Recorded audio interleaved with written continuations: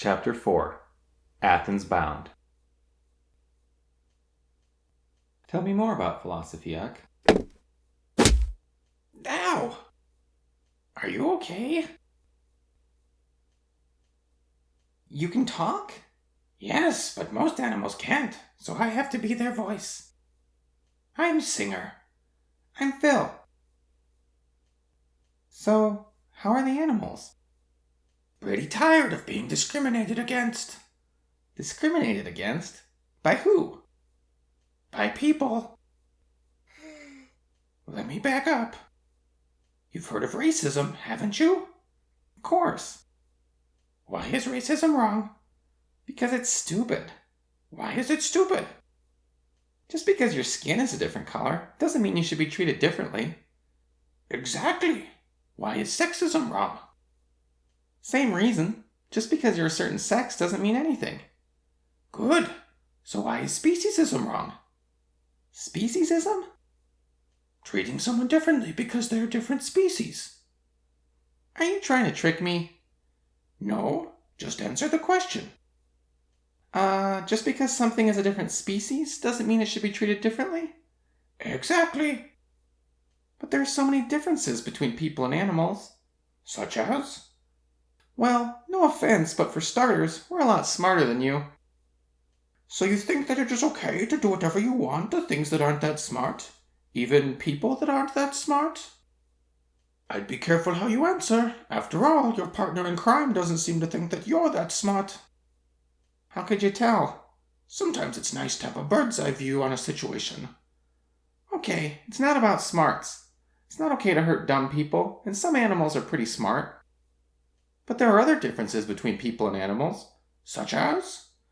Well, people are more technologically advanced. Why does that matter? Is it okay to harm Aboriginal people or the Amish? No, I guess you're right. But we're at the top of the food chain. So might makes right? Yeah? So if a superior race of aliens landed on Earth, it would be ethical for them to do whatever they wanted to humans? No, that doesn't seem right either. You see, none of the differences between people and animals are morally relevant. What's wrong? I think you're right. I'm a speciesist. It's never too late to change. You're right. I'm going to encourage people to treat animals better, like they treat other people. Sadly, people don't treat other people very well either. Sometimes not, but usually. Let me tell you a story a guy named Peter Unger once told. Bob's pride and joy was his car, a Bugatti. One day he was taking it out for a drive when he parked it near the end of a railway siding. He started walking up the track when he noticed a runaway train headed for a small child in its path. The child was too far away to warn, but he could flip a switch that would divert the train onto a new path. Unfortunately, doing so would result in his Bugatti getting smashed. So Bob decided not to throw the switch, and the child was killed. Wow, he sucks at life. The point is that there are a lot of Bobs out there. You make the same choice when you buy a $200 iPod rather than using the money to save a child's life. I suck at life. Hurry up, Phil. Gotta go. Remember, it's never too late to change. What took you so long? I was just thinking about how much I suck at life. What makes you say that? A little bird told me. Hey, Uck, I want to learn how to do the right thing. Is there a list somewhere or something? A list of what? All of the right things to do. Negative. How could there be a list like that? Think of how long it would have to be. Why?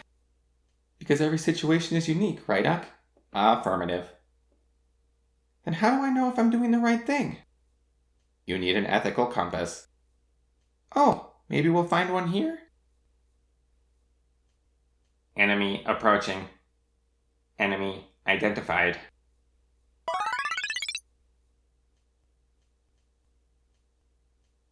Did I hear someone say they were looking for an ethical compass? Yep. Do you know where I can find one? You don't need to look anywhere but within. Just listen to your heart.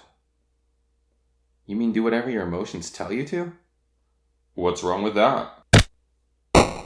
Yeah, after all, aren't they what make us human and not just robots? Sorry, Ak. I'm not saying don't experience emotions, but control them. Don't be controlled by them. But why should you control them? Because they can lead you to do terrible things. Like what? You might hurt people because you're mad at them, or avoid challenges because they feel uncomfortable. A person might stay in an abusive relationship because of the attachment that they feel to the abuser. Or think of a person who did nothing wrong, but through some horrible, unfortunate chain of events, something tragic resulted. Now the person blames himself and feels horribly guilty and self-loathing about the whole thing. That person is doomed if he trusts that feeling. Instead, he has to learn that there's no reason to feel that way. Affirmative. It's okay to feel, but you shouldn't act on feelings unless you have reasons to. That makes sense. I mean, feelings could never be enough because we don't feel anything for people or animals that we don't know, but that doesn't mean we can do whatever we want to them. And what all that means is, I still need a compass. Crap. Regardless of what you think about speciesism, we should all be able to agree that prejudice is everywhere, from the mistreatment of anyone who is not heterosexual or cisgendered, to the double standards women face, to unabashed racism, to subtle and not so subtle ageism. Ageism? Indeed. Raise your hand if you've ever been discriminated against because of your age. On the flip side, think about the way we treat the elderly. I know a lot of people who are really gentle and patient with old people. I don't doubt that their intentions are good, but their actions may actually be dangerous. Does anyone know what stereotype threat is? People can come to believe negative stereotypes about themselves. Right, and then what happens? They start to conform to them. Exactly. So if the elderly are constantly treated as being weak, fragile, and incompetent, they can start to believe that they are, act as if they are, and as a result, withdraw from important social interactions. If you're interested, I encourage you to do some more research into stereotype threat. You may be surprised by just how many different applications of it have been demonstrated through various studies. Once again, I'll invite you all to be kind to yourselves as you continue on your philosophical journey. I suck at life is not really a helpful thought. So remember, we're all doing the best that we can with the information that we have. None of you suck at life, but we can all continue to grow and expand our ways of thinking, and that's what this journey is all about. Of course, Peter Singer, appearing in bird form, has helped us do that as we think about isms.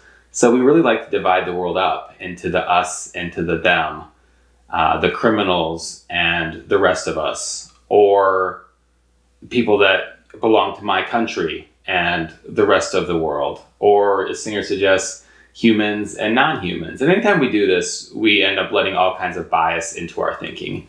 We tend to favor and cut more slack and identify more diversity within the groups that we think we're a part of. And then we tend to oversimplify and judge members of those out groups. So you don't suck at life if you're doing that, but learning to overcome that can be incredibly valuable. Taking emotions too seriously, I think Sophie is right to point out that there's some danger there and letting emotions overcome logic. But I think in some ways, Sophie may be taking emotions a bit too seriously in this chapter as well, when she's saying things like, you need to control them. Emotions are weird. They'll come and they'll go, but controlling or judging them also tends to lead to problems. So if you're feeling sad, there's no point in trying to stop feeling sad or feeling sad that you're sad. If you're mad, don't get mad that you got mad, right? We don't need to add emotions on top of emotions. Oftentimes we can let them run their course. They're all part of the human experience. They're all beautiful in their own right. So you don't need to control them or force them to stop. The point is just be aware of the extent to which they may be impacting your thinking. So finally, we have stereotype threat. A concept gets introduced there at the end of the chapter. And there's lots that could be said about that. And I won't, try to say it all now because you can do your own research. The book talks about how we can come to believe negative stereotypes about ourselves and then conform to them. But of course, stereotype threat can work in other ways as well. So even if I don't believe a stereotype about a group that I identify with, I can still be impacted by it because it's on my mind, because I'm trying to prove it wrong, because there's any amount of cognitive interference between, those thoughts and the task at hand that I'm trying to accomplish. So even if you don't believe in these stereotypes, they still can harm you, which is just a crazy thing. So again, as Reinstein did, I'll invite you to do some more research there if you find that interesting. And I look forward to joining you to see what happens next on this journey.